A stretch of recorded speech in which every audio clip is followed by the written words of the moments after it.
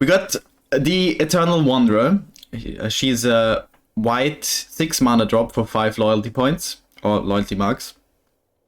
No more than one creature can attack the Eternal Wanderer each combat. So she has a built-in protection already.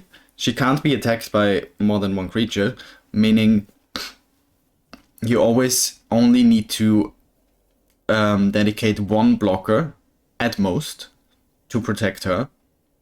And she can make that blocker because her 0 ability is create a 2/2 white samurai creature token with double strike. So not only is she protected from like being absolutely overwhelmed by enemies attacking her, she can also create not only just a blocker, but a blocker that can be quite the threat to any creature attacking her or attacking you.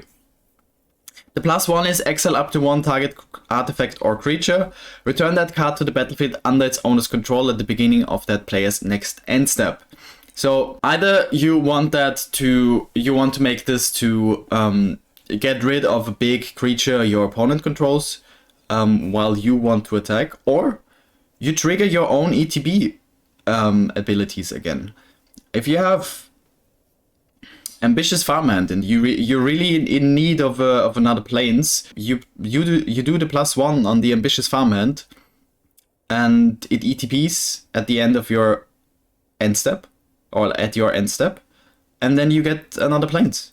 So that's really nice. And then the -4. For each player, choose a creature that player controls. Each player sacrifices all creatures they control not chosen this way.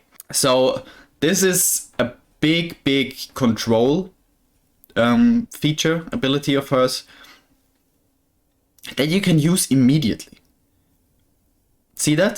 That's a -4 and she already starts with 5 loyalty marks. So you can play her and immediately get rid of whatever creatures bother you on the opponent's side, leaving them with just maybe, I don't know, a 1/1.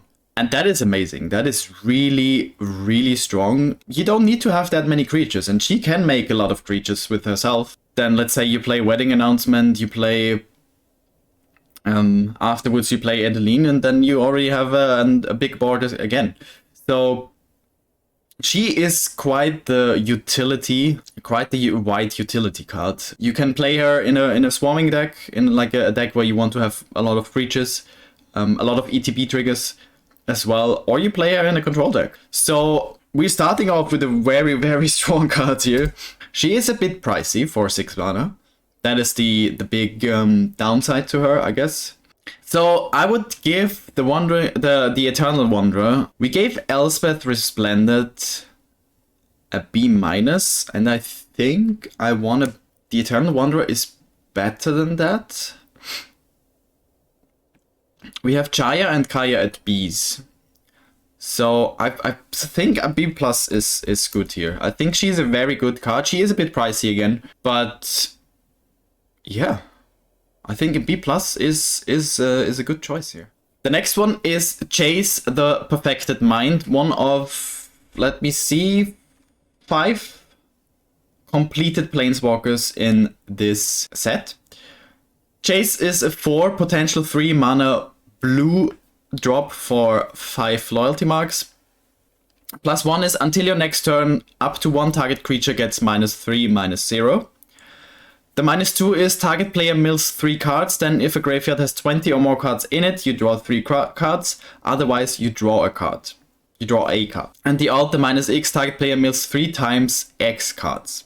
This is a good, solid blue control card. You make threats less threatening with the +1. You make them mill or make you mill if you play with graveyard shenanigans, and then draw up to 3 cards possibly, and then you make someone mill 3 times, or your opponent. You make your opponent mill X cards 3 times. This is strong. This is very strong. The thing about him is, though, there's not much else to him. You have those card draw abilities, yes. You have the -3, yes. And you have the milling, yes. You can immediately use a -4, which means your opponent has to mill 12 cards which is super strong already. He lacks a bit on the big punishing side.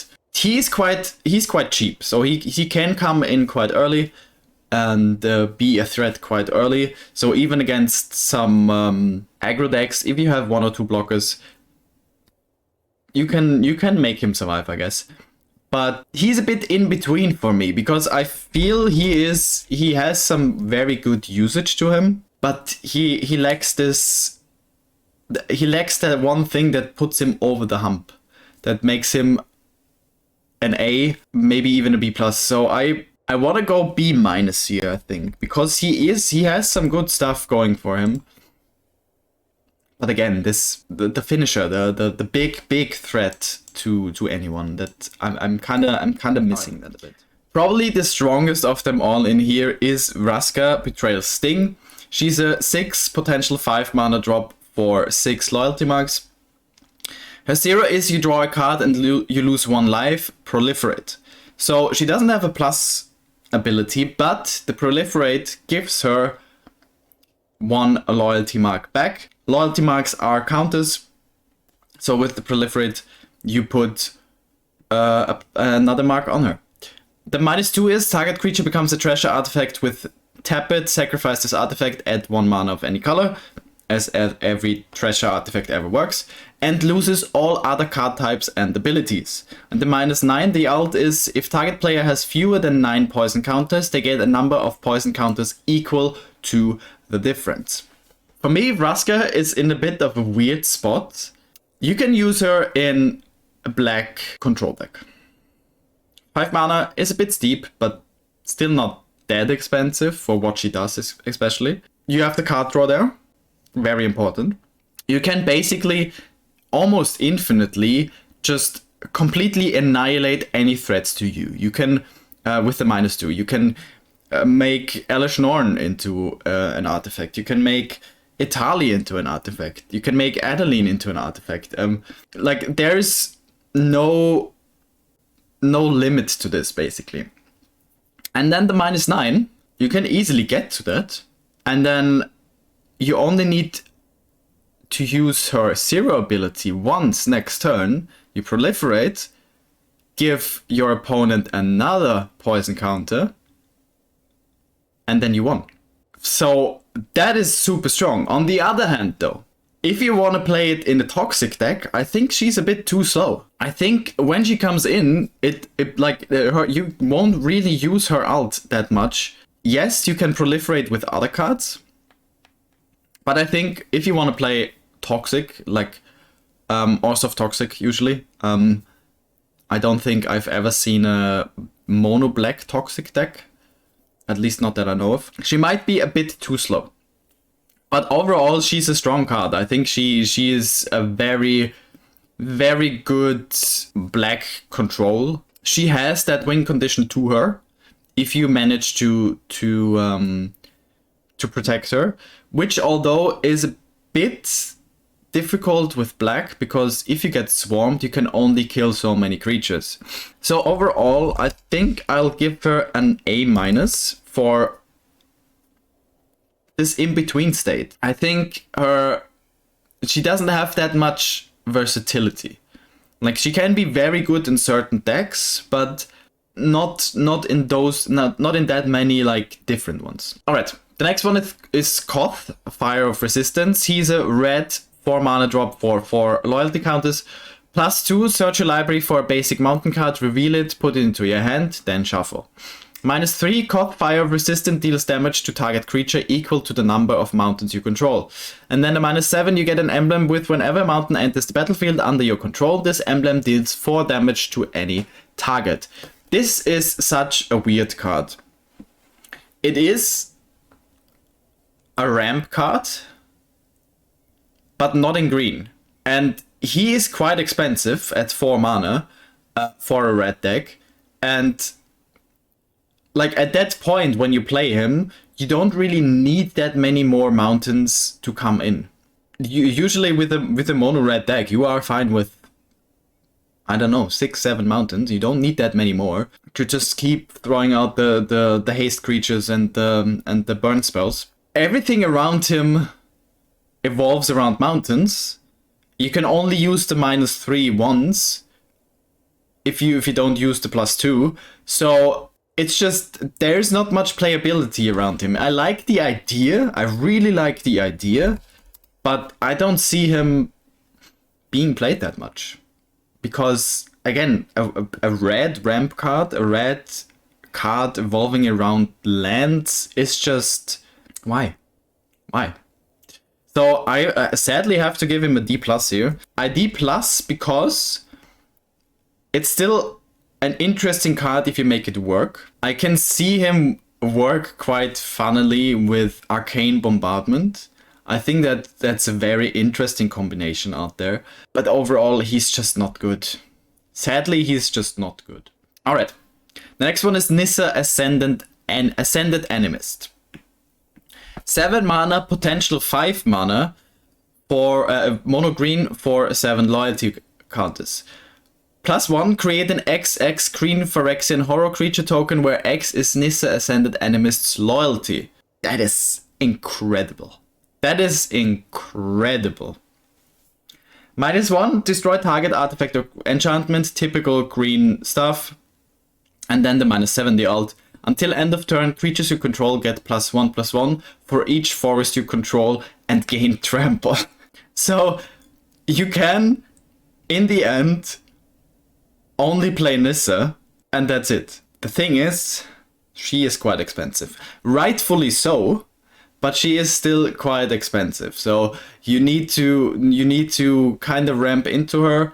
And the thing is there maybe other things that are worth more ramping into? Other than that, she's a very strong card. She can be really good in a mono green deck. Again, there's other cards that you probably would like more in a mono green deck. So for that, for her potential, but also for her downsides, I think I'm gonna give her a B+, which would be the same as Ren and 7. And I think that's fair. I think they are both extremely strong cards, extremely utility cards for green decks, but not necessary for those green decks. There is better ramp cards, there is better green finishes. So yeah, I think B+ for both of them is the right choice. Then we have Kaya, Intangible Slayer. She costs 7. 7 mana. Also 6 loyalty counters. She has hexproof. Very nice. +2, each opponent loses 3 life and you gain 3 life. Life gain is not really a thing at the moment. Like, there's not much you can do with life gain. 0, you draw 2 cards, then each opponent may scry 1. You have the card draw, that's nice, but making your opponent scry 1 is a bit of a downside, to be honest. Like, why is it there? And then the -3, exile target creature or enchantment. If it was an aura, create a token that's a copy of it, except it's a 1/1 white spirit creature with flying in addition to its other types. Now this is a nice one because it's only a -3, so you can immediately do that twice. And it only says exile target creature or enchantment, not exile target creature or enchantment from a graveyard, from your graveyard, or you control. So it can be stuff your opponent has on the battlefield. That's strong. That is super strong. But for 7 mana, like, there's so much you can do with Orzhov. There's also, if you think about it, if you go to 7 or plus creatures, the Phyrexian, you can play the Phyrexian Flesh Gorger with his full potential for 7 mana. And I would say that's the better option. You can even play Toxrill, the Corrosive, for 7 mana. And I also would say that is a better option. There's so many more better options. I do like her abilities overall. I think they are very nice, but she's just so much overpriced, overexpensive. So I'm gonna give her a D. Straight at a D. She's not as bad as Urza, but she's not there with Tamio and Koth. And yeah, like, the life gain is not a thing in standard at the moment. You have the downside with the card draw, giving them the opportunity to scry. I don't think there's much more to say about this. The next one is Kaido, Dancing Shadow, a Dimir 4 mana drop for 3 loyalty counters. Whenever one or more creatures you control deal combat damage to a player, you may return one of them to its owner's hand. If you do, you may activate loyalty abilities of Kaido twice this turn rather than only once. His +1 is up to one target creature can't attack or block until your next turn, which means it is more likely that you will deal combat damage to a player. His 0 is draw a card. And his -2 is create a 2/2 colorless drawn artifact creature token with Death Touch, and when this creature leaves the battlefield, each opponent loses 2 life, and you gain 2 life. I think this is a very well-rounded card. It's not amazing, it's not like excelling, but it's still good. You can,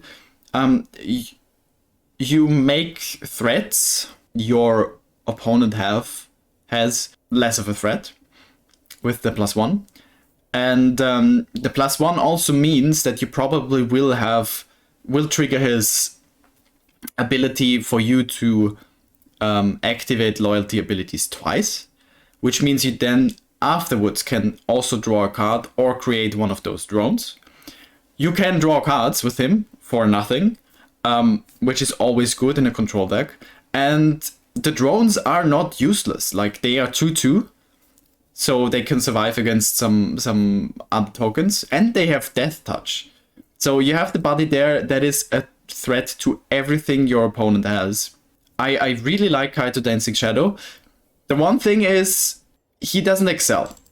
He is a very good utility card in a Dimir control deck. He has some good synergies with other cards. He just doesn't excel, and he's not necessarily the card you want to rely on.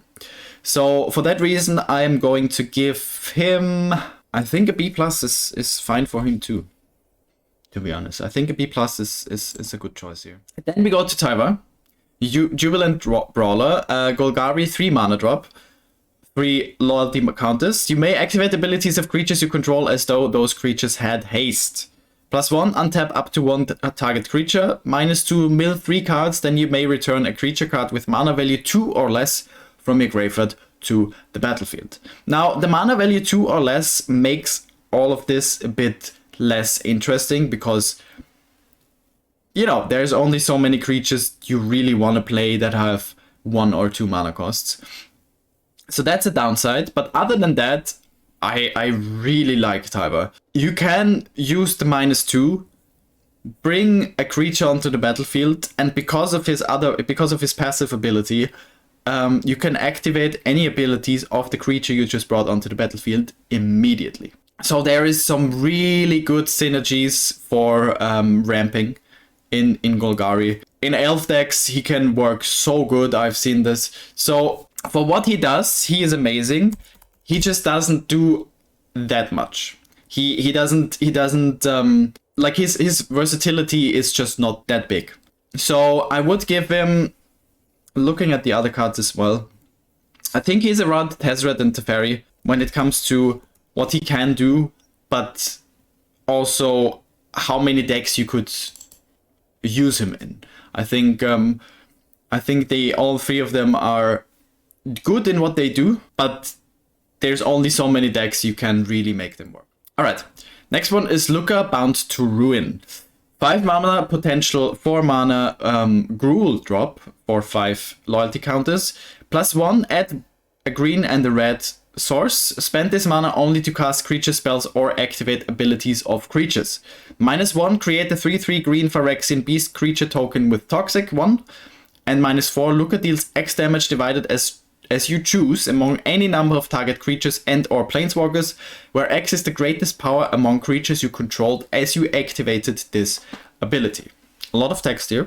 So the potential 4 mana makes it okay to play him.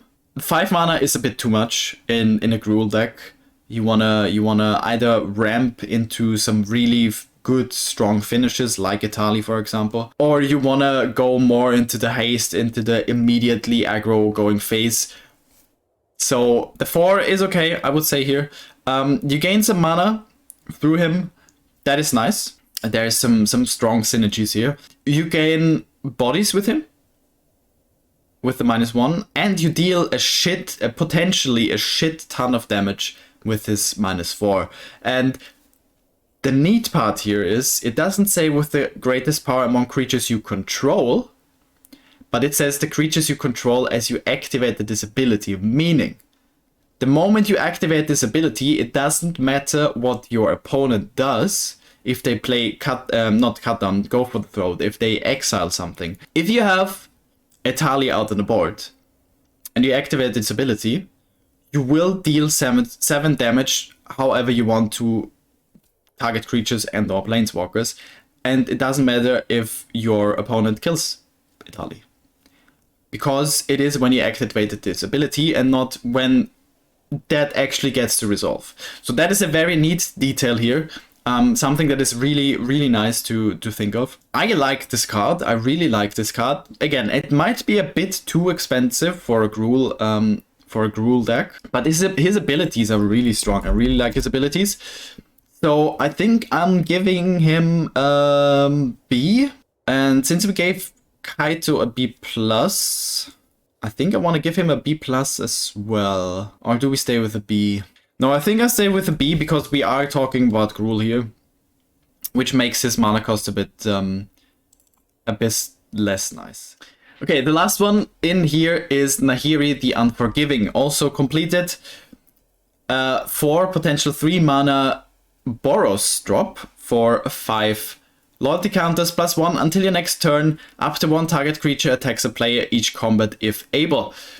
Another +1, discard a card, then draw a card. And then 0, exile target creature or equipment card with mana value less than Nahiri's loyalty from your graveyard. Create a token that's a copy of it. The token gains haste. Exile it at the beginning of the next end step. So this is a Boros aggro kind of thing. I'm like, the idea of her is interesting, but it's just like, is it worth paying 4 mana or 3 mana and 2 life to have you swap a card, to have a creature definitely attack for them to be tapped, and then you create a copy of something in your graveyard, but you have to exile it, so you can't bring it back. You only have it once, so it has to be a good copy, or you don't have to, like, you have to have the setup for it to go through. I just don't see the value here of playing her. It's a nice idea. I do like her abilities are not bad at all, but they are just not there. So I think I'm gonna give her a C- here, to be honest. She's not bad. Again, she's not bad, but she just doesn't do enough to warrant her in a deck, really.